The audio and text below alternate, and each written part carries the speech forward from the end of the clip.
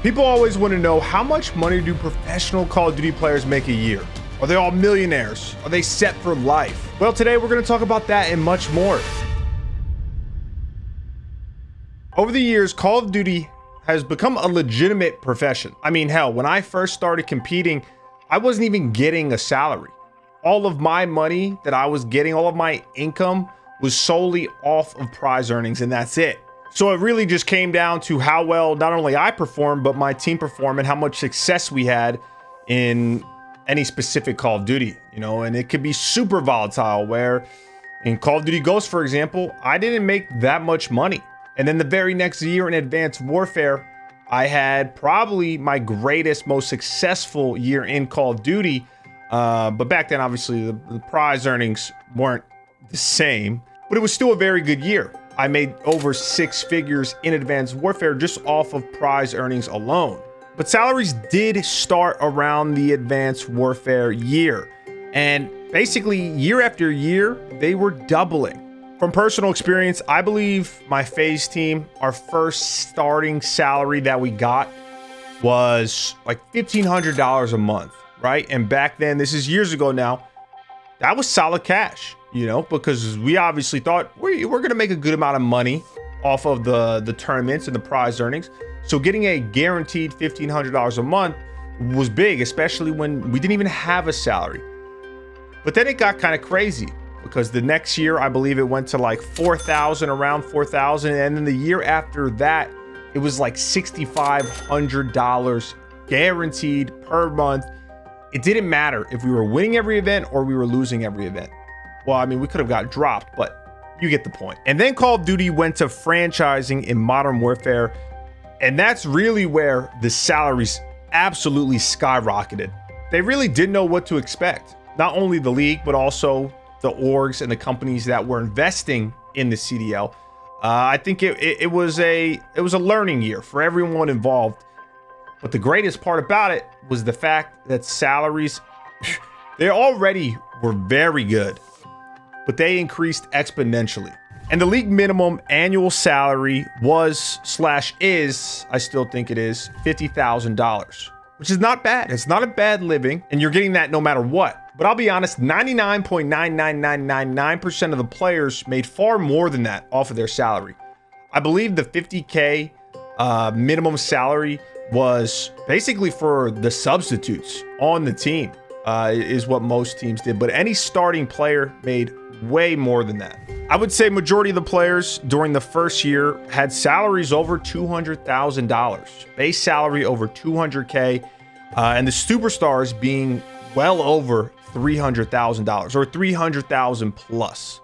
That's not bad, right? To play the toy, you know, if you're that good, that popular, it's a pretty penny. We're talking over $250,000 in salary a year. And even if a player was benched, they still got their contract. I signed my contract in Modern Warfare. I only played 2 events, I believe. I played 2 events before I was benched for basically the rest of Modern Warfare, right before retiring, because I'm washed. And I still got paid my full salary. And it was, you know, it was a good year for me. It was over $330,000. There wasn't a starting salary and a bench salary. It was just whatever you signed in the beginning of the year is what you were getting. And it was a 1+1. So you actually signed, every player signed a 1+1, right? Where you were getting X amount of money, right? We'll just say $250,000. And then year 2, if the team wanted to re-sign you, it would be even more money. And there were some players that did get re-signed. You guys probably could figure it out, but majority of the players didn't. But regardless, they still got their money. They got what their salary was, not counting any prize earnings or anything like that. And talking about prize earnings, there were 19, basically 20 players in Modern Warfare in that first year that made over 6 figures off of prize earnings.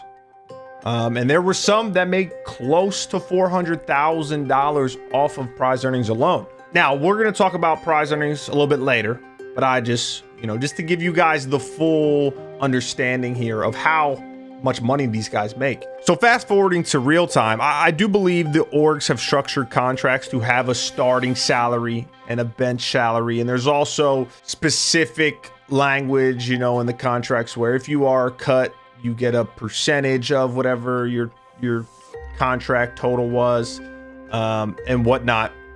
So they obviously are learning, right? But I do believe the average salaries have decreased a bit from my knowledge. I would say anywhere from like $150,000 to $225,000, $250,000. But the superstar / most popular players, without a doubt, are making well over $300,000. I would say $350,000 plus. There's probably even a couple in the $400,000 range just off their salary alone each year.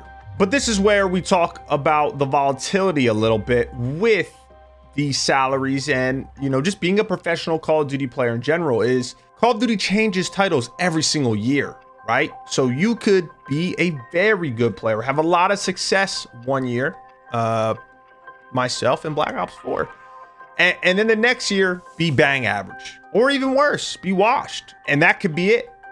You know, you could be making a very good amount of money, a very good living, but then the next year you're not even on a team. You don't have any source of income now, right? Because if you playing professionally was your main source of income, you go from, oh, I made 6 figures, I made $250,000, and this year now I don't know what I'm gonna do. You know, am I gonna have to play in challengers, which is like the amateur semi-pro league, or am I gonna have to take a sub spot on a team, right? And you're not gonna get that starting money that you were getting. So there obviously are players that are consistently at the top. Those are the superstars.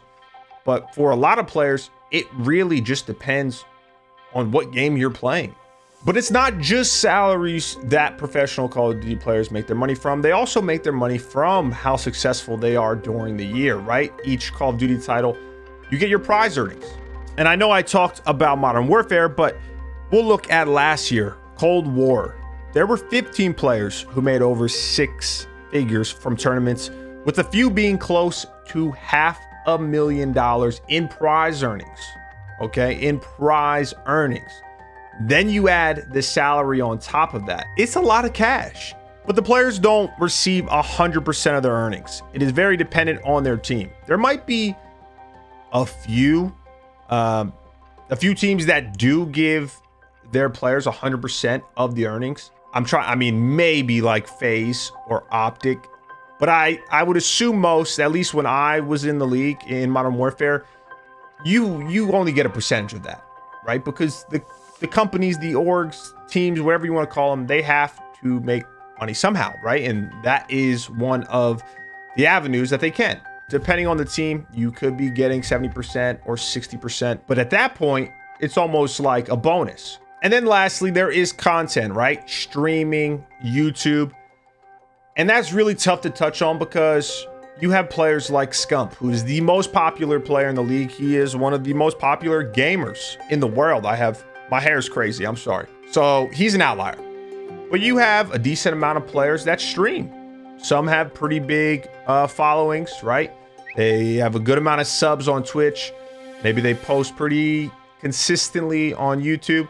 And then there's others that don't stream. They don't do any sort of content. They're just solely professional Call of Duty players. That's what they focus on. So it's hard to really talk about that because that is even more specific than the contracts that players sign, right? Because it can be so different from one player to another.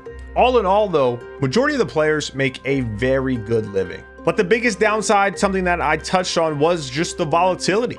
You know, if you aren't consistently a superstar player, or at least playing at a very high level, you could go from, you know, making life-changing money, making $250,000 a year, to then making maybe the league minimum 50K, or even worse, not having a spot in the league, and you don't know how you're going to make a living at all. You know, you might have to retire and get a real job, or you might have to go into content or game development like eggs, you know, I don't know.